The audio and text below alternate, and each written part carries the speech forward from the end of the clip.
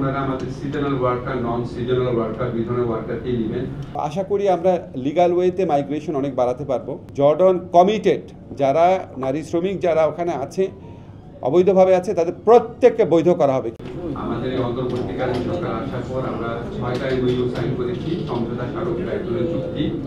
এগুলোর প্রধান উদ্দেশ্যই হচ্ছে আমাদের ইউরোপিয়ান যে কান্ট্রিগুলো আছে, ইন পার্টিকুলার ইটালিতে, এটার জন্য বৈধ যে মাইগ্রেশন, লিগাল মাইগ্রেশনটা বৃদ্ধি করা এবং অবৈধ যে মাইগ্রেশন, হিউম্যান ট্রাফিকিং, ইলিগাল মাইগ্রেশনের সম্পূর্ণভাবে বন্ধ করা, যাতে আমাদের যে অভিবাসী কর্মী যারা ইটালিতে যাবেন তারা যেন নিরাপদে থাকে, তারা যেন আপনার একটা যুক্তিসঙ্গত পরিমাণের পারিশ্রমিক পান এবং ওইখানকার সোসাইটিতে যাতে ইন্টিগ্রেটেড হতে পারে।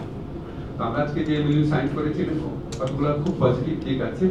একটা হচ্ছে ওনারা আমাদের seasonal worker, non seasonal worker, বিভিন্ন ওয়ার্কারকে নেবেন। আমাদের যে কোটা আছে সেই কোটা বৃদ্ধি করার চেষ্টা করবেন।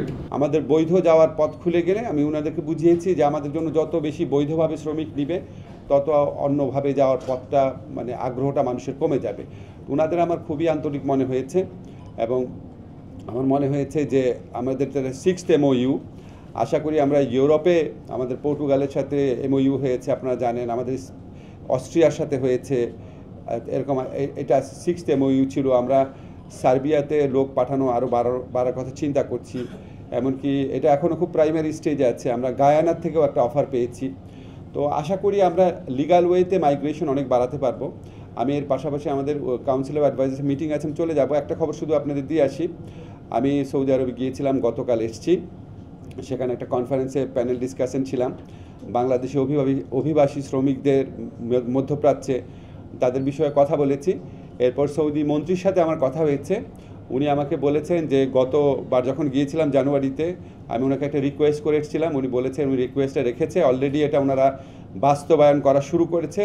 সেটা হচ্ছে ওইখানে যারা অবৈধভাবে থাকছেন, যেসব বাংলাদেশি নারী অভিবাসী রেমিটেন্স যোদ্ধারা আছেন, নারীদের ক্ষেত্রে ওনারা বৈধ করার একটা প্রক্রিয়া শুরু করে দিয়েছেন অলরেডি।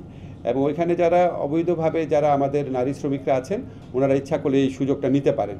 আমি জর্ডনের মন্ত্রীর সাথে, সৌদি মন্ত্রীকে আমি আরও বেশি বাংলাদেশ থেকে স্কিল্ড ওয়ার্কার এবং নন স্কিল ওয়ার্কার নেওয়ার রিকোয়েস্ট করেছি। ওনাদের অনেক বড় বড় প্রজেক্ট আছে, ওয়ার্ল্ড কাপ আছে, মেগা প্রজেক্ট আছে, এক্সপো আছে।